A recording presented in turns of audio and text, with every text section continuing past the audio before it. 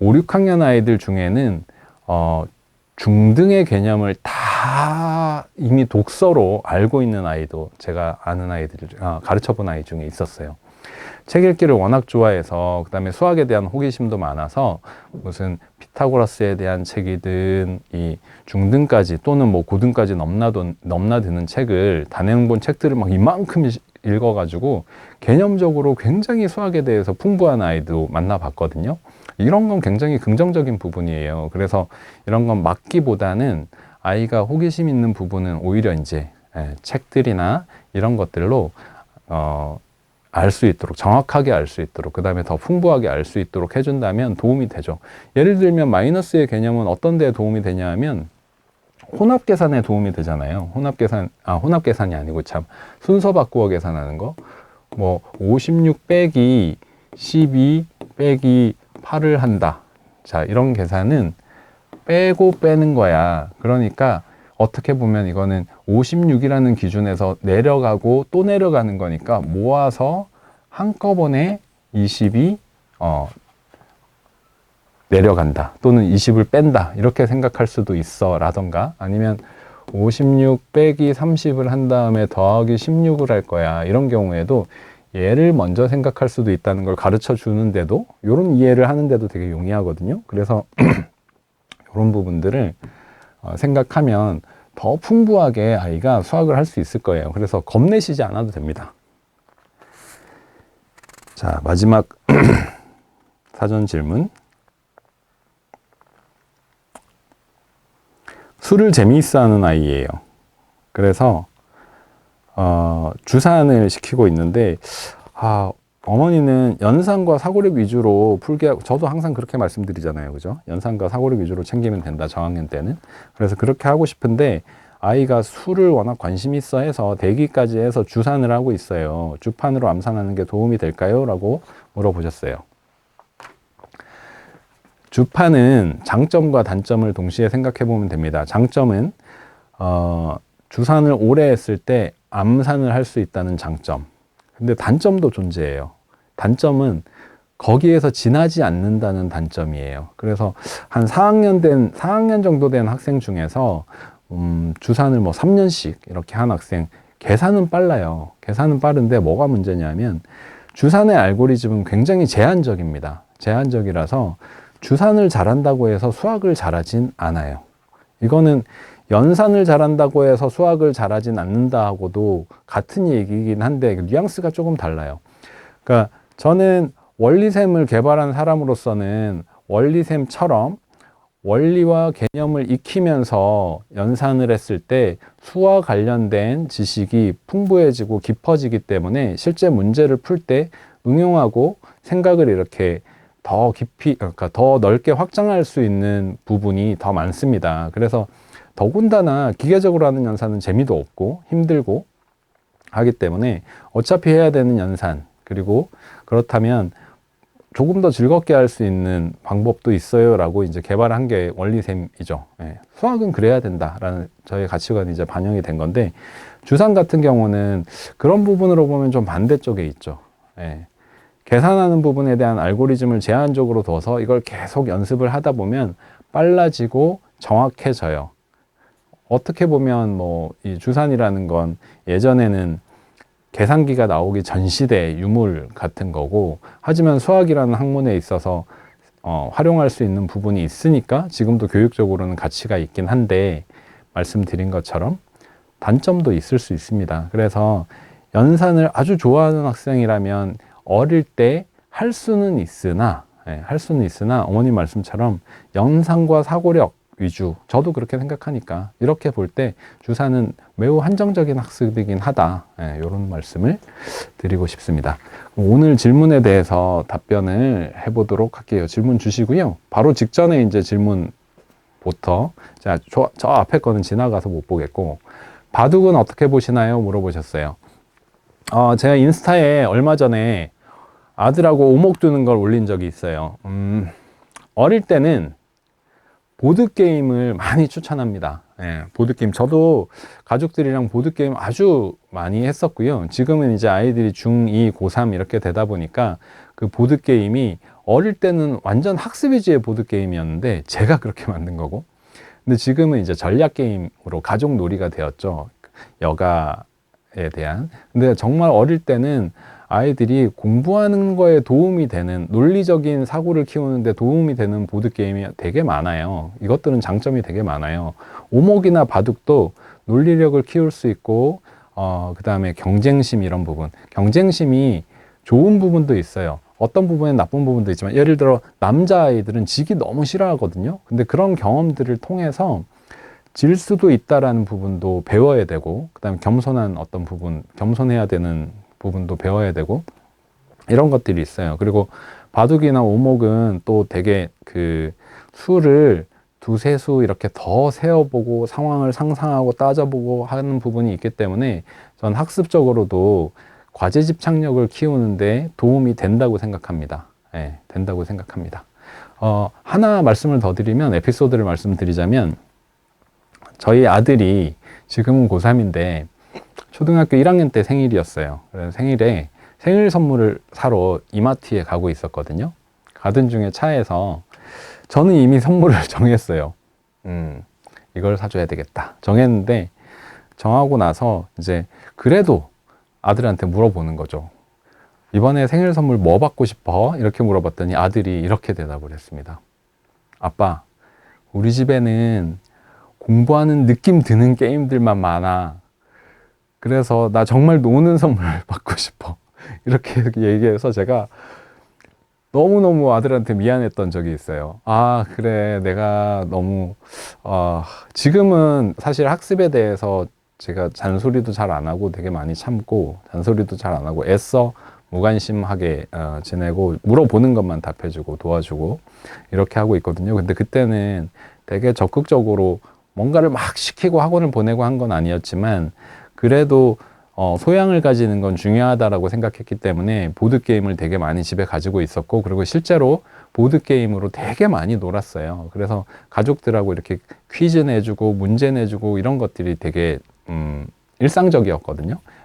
어느 날은 애가 초등학교 3학년이었는데 집에 칠판이 있었어요. 같이 막 이렇게 문제도 내고 놀이하는 칠판이 있었는데, 밤늦게까지 일하고 있는데 9시 넘어서 아이한테 전화가 와서 이제 잘 시간이 됐으니까 아빠 언제 들어와? 아빠 오늘 되게 늦어. 그랬더니 칠판에 내가 오늘 학원에서 공부하다가 너무 재밌는 문제를 발견해서 아빠 풀으라고 문제 내주려고 했는데 아빠 늦는다니까 칠판에 2문제 적어 놓을 테니까 이거 풀고 자, 이러면서 했던 에피소드도 있거든요.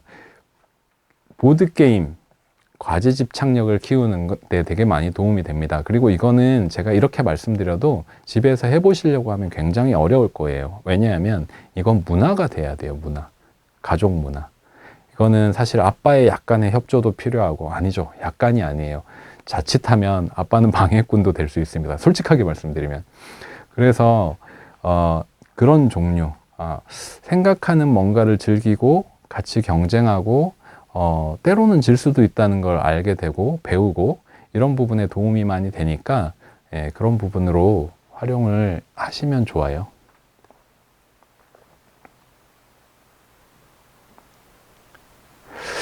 연산 안 해본 초2는 원리쌤 7, 8세 마지막 2권 하고 2학년으로 올라가도 될까요?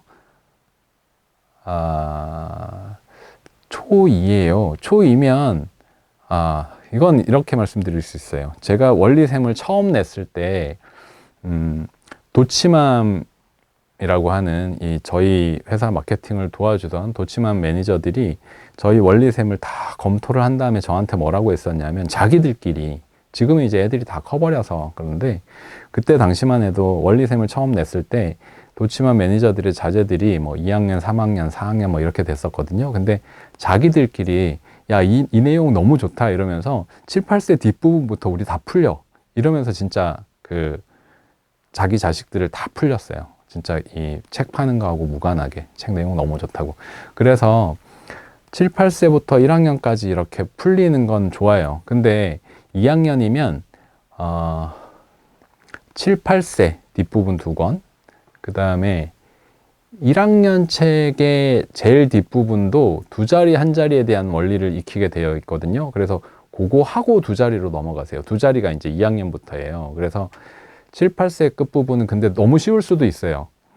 받아올림의 그야말로 원리만 가르쳐 주고 있는 거라서. 근데 다양한 생각, 특히 이제 10을 모아서 계산하는 부분에 대한 걸 분명하게 볼 수도 있으니까 쉽게 쉬운 걸 먼저 보여준다는 측면에서 그거 하고, 이제 그것보다 더 중요한 건 1학년 마지막을 하는 거예요, 지금은. 왜냐하면 두 자리 하기 전에 두 자리 한 자리를 따로 먼저 하게 해놨으니까. 그리고 1학년 단계 전체를 보시고 뭐 네모가 들어가 있는 연산이라든가 이렇게 한 자리를 할 수는 있지만 원리셈에서 응용되어 있는 내용들 몇 권은 요건 골라서 보고 넘어가면 되겠다 하는 걸 채택하셔도 좋을 것 같고요.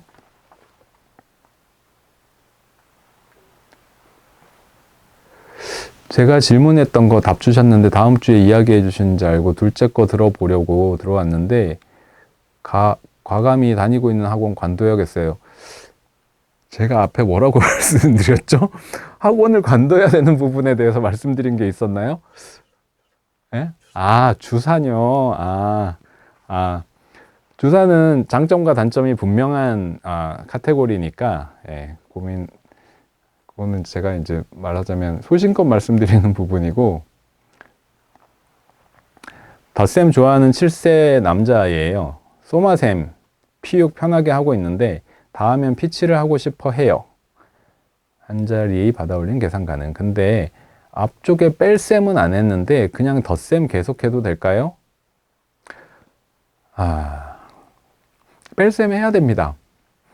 뺄셈은 왜 해야 되냐면 항상 뺄셈에 대한 질문을 저는 더 많이 받는데 덧셈에 대해서 이렇게 질문해 주시면 좀 난감해요. 왜 뺄셈에 대한 질문을 많이 하시냐면 덧셈은 잘하는데 왜 뺄셈은 못할까요? 이런 거. 그리고 덧셈은 재밌게 하는데 왜 뺄셈은 어려워할까요? 이런 거. 뺄셈을 더 어려워해요. 뺄셈을 더 어려워하는 걸 논리적으로 설명할 수 있어요. 왜? 초등학교 가기 전에 수를 세고하는 것 잘 보시면 원리셈 5, 6세, 6, 7세, 7, 8세 이렇게 원리셈의 퀴즈 3단계가 각각 학습 목표가 완전히 다릅니다. 제일 처음에는 덧셈 뺄셈 기호가 없어요. 그래서 수를 알고 연산을 상황으로 풀어서 덧셈 뺄셈의 상황들을 익히면서 덧셈 뺄셈의 개념을 익히는 책이 5, 6세. 6, 7세는 수를 하나씩 세는 거죠. 하나 세고 2개 세면 더하기 2, 3개 세면 더하기 3, 하나를 빼면 빼기 1, 2개 빼면 빼기 2. 근데 이거는 아이들이 수를 배우는 단계에 되게 자연스러운 단계예요. 그렇게 해서 단계를 나눠 놓은 거예요. 그렇게 한 다음에 빠르게 연산할 수 있는 가르기 모으기로 7, 8세 단계에 넘어갑니다. 이게 분명히 구분이 되어 있어요. 제가 소마셈을 처음 만들었을 때는 가르기 모으기는 어차피 초등연산이니까 따로 하고 띄어세기를 많이 시키자 해가지고 이제 소마셈 P단계까지 띄어세기를 되게 많이 넣어 놨었거든요. 큰 수까지. 근데 그게 부작용이 되게 컸어요. 똑같은 논리로 여러 권을 하다 보니까 지루해하는 아이들이 되게 많았고, 또 큰 수까지를 띄어세기로 하다 보니까 어려워하는 아이들도 되게 많았고, 그래서 제가 원리셈을 고민을 하면서는 원리셈은 단계별로 학습 목표를 분명히 구분하자. 그게 아이들이 편할 거야. 이렇게 한 부분이 있거든요. 그래서 단계를 이렇게 만든 거예요. 근데 그 단계마다도 뺄셈 부분은 어려워하는 아이들이 분명히 있어요. 그래서 연산은 덧셈 부분만 하시면 뭔가 반쪽만 하는 느낌이 듭니다. 뺄셈 부분 만들 때 이런 고민도 하거든요. 심지어 덧셈보다 뺄셈은 양을 조금 더 늘릴까? 아이들이 더 어려워하는데 이런 고민도 하거든요. 하지만 그러진 않습니다. 왜냐하면 여기만 하는 게 아니니까. 뺄셈을 조금 어려워하더라도 어린 나이니까 다음 단계로 넘어가서 세는 거로 뺄셈을 하다가 다음 단계로 넘어가면 가르기 모으기 단계로 하다가 또 초등 1학년으로 넘어가면 전체적으로 다양하게 연습도 하고 하면서 극복되는 걸 아니까. 느낌은 뺄셈이 더 어려운 게 맞죠. 저도 뺄셈이 더 어려워요, 지금도. 그래서 뺄셈으로 되어 있는 문제, 뭐 이렇게 네모칸 있는 문제 이런 걸 저는 더하기 문제로 검산식처럼 이렇게 아예 식을 바꿔가지고 푸는 경우도 있어요. 저 같은 경우는. 그리고 학생들한테도 그렇게 안내를 하는 경우도 있어요. 그래서 뺄셈은 해야 됩니다. 덧셈만 하시면 뭔가 반쪽만 하는 느낌이에요. 뺄셈도 하시는 걸 추천드려요. 소3아이 소마셈 D단계 마무리하고 원리셈으로 넘어가려면 어느 단계로 가야 할까요? 소마셈 D단계가 4학년에 해당되잖아요. 그러면 원리셈으로 넘어가면 5학년 단계로 넘어가셔야죠. 예, 학년 단계에 맞춰서 넘어가시면 됩니다. 교과셈을 기본연산책으로 해서 3학년, 이게 오늘 미취학 위주이긴 한데 답변을 안 해드릴 수도 없고, 하지만 뭐 요 3학년 정도까지는 이렇게 앞으로의 계획으로 보시면 들어주셔도 될 것 같아서 편하게 말씀을 드리겠습니다. 교과셈을 기본연산책으로 다른 연산책 추가 없이 3학년 1, 2학기 진도 계속 나가도 될까요? 교과셈을 기본연산책으로 채택을 했는데 연산을 잘하고 문제가 크게 없다 하면 가시면 되죠. 아무 문제 없습니다. 네. 연산은 교과학습을 하기 위해서 하는 거예요. 그래서 이거 하고 교과하는데 교과를 잘하고 연산 단원에 이 정도면 잘해. 아무 문제 없습니다. 예. 원리셈을 꼭 해야 되는 건 아니에요. 제가 교과셈을 개발하면서 어떤 방향이 있었냐면 좀 많은 연습을 싫어하는 아이들, 그리고 힘들어하는 아이들을 위해서 그 아이들은 요렇게만 하고 가자. 이렇게 할래? 이만한 거 할래? 이렇게 보면 요거 하고 가는 거죠. 예, 그렇게 활용하시면 됩니다. 근데 약한 부분이 있으면, 그리고 또 하나 꾸준하게 하는 게 더 좋거든요, 사실 연산은. 그래서 꾸준한 연습이 필요한 아이들이라고 하면 원리셈을 채택하시는 거고요. 예, 그리고 약한 부분이 있다, 교과셈으로 복습하면서 사칙 연산 외의 부분들도 점검하고 교과 들어가는 거고, 이런 식으로 활용하시면 됩니다.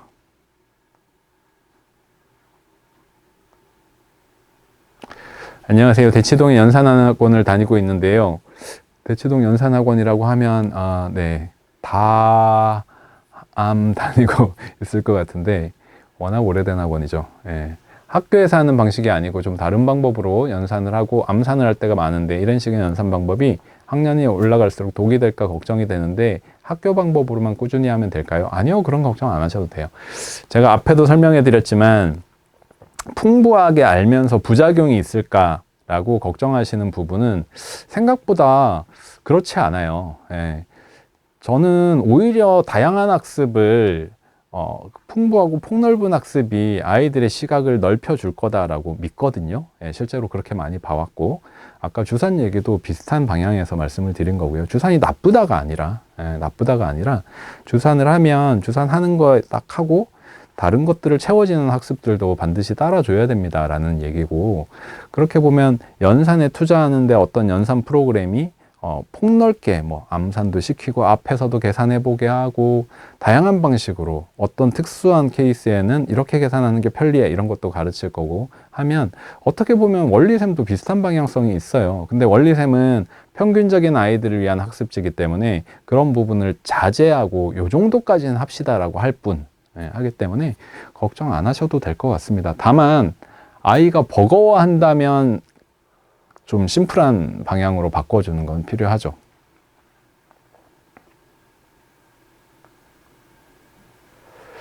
반복적인 연산이 재미없다고 하는데요. 아는 거 왜 계속 반복하냐고 하는 아이는 연산 뭐를 풀게 하는 게 좋을까요? 저는 선행하는 거 좋아하지 않거든요. 방학 때는 1, 2학년 거 다시 풀게 하거든요. 이 방법 괜찮을까요? 초3입니다.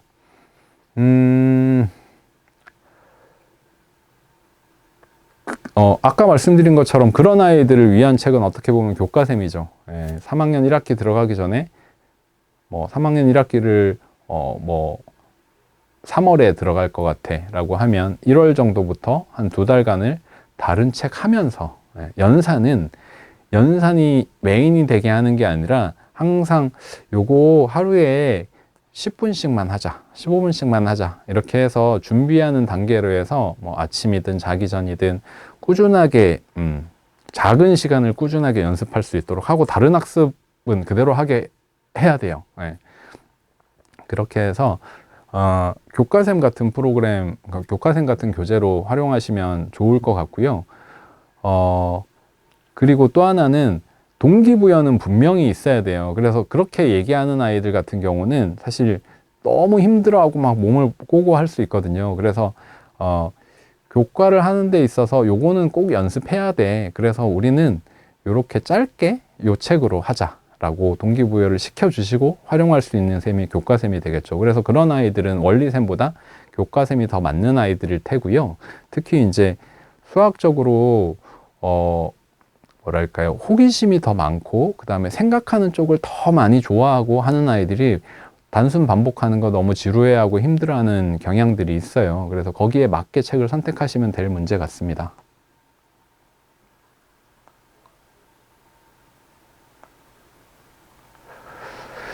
초이 원리셈 두 자리 하는데 답만 적어요. 중간에 계산을 암산으로 해요. 뭘 적는 걸 극도로 싫어하네요. 적어야 실수가 적은데 한두 개 정도 틀립니다. 적어야 실수가 적은데 지난주에도 소개해드렸던 방법인데 저도 이제 실제로 저희 아들한테 썼던 방법이고, 두 자리 곱하기 두 자리부터, 두 자리 곱하기 한 자리까지는 괜찮아요. 그 다음에 덧셈도 두 자리 더하기, 덧셈은 두 자리 더하기 두 자리 정도까지는 괜찮죠. 그 정도 단계에서 생각을 즐기고 내 머리로 암산하는 걸 즐기고 이것도 좋은 방법이야 라고 생각하고 있는 아이들이 되게 많습니다. 다만 조심해야 될 것은 우리가 아이들에게 수학은 무조건 적어야 되라고 얘기하는 건 좋진 않아요. 수학은 무조건 적는 건 아닙니다. 수학을 잘하고 똑똑한 아이들일수록 머리를 쓰려고 하고 그 쓰는 머리도 발달하게 되어 있어요. 그래서 그건 잘못된 거야 라고 가르쳐 주는 것보다는 합리적인 선택을 하게 가르쳐 주는 게 더 맞겠죠.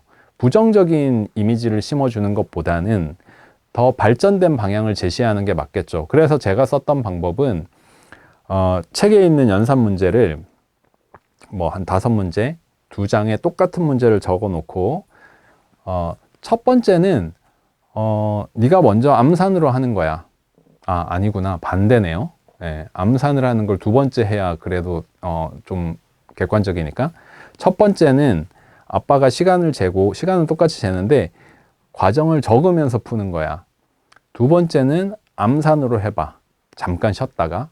그렇게 했을 때 우리 두 방법이 시간이 몇 초가 걸리고 그리고 정답은 어떻게 되는지 한번 관찰해 보자. 둘 다 정답은 맞았어요. 시험처럼 환경을 만들어 줬으니까. 근데 정답을 맞추려고 하니까 어떻게 됐을까요? 써서 하는 거는 생각보다 따박따박 하니까 빨리 풀었지만 암산으로 하는 건 시간이 꽤 많이 걸렸죠. 그래서 그걸 아이에게 이렇게 그 실험을 같이 하면서 거봐, 이게 아빠는 암산하는 걸 싫어하진 않아. 그리고 암산하고 수를 쪼개서 생각하고 그런 거 되게 좋은 거야. 그것도 아무나 하는 게 아니야. 그래서 되게 잘하고 있는 거야. 하지만 우리는 때로는 좋은 선택을 할 필요도 있는데 그 좋은 선택이라는 게 너가 좋아하는 방법만 쓴다고 해서 그게 항상 좋은 선택은 아닌 거야. 써가지고 하는 게 훨씬 빠르고 정확하다면 우리는 복잡해지면 그렇게 할 줄 알아야 되거든.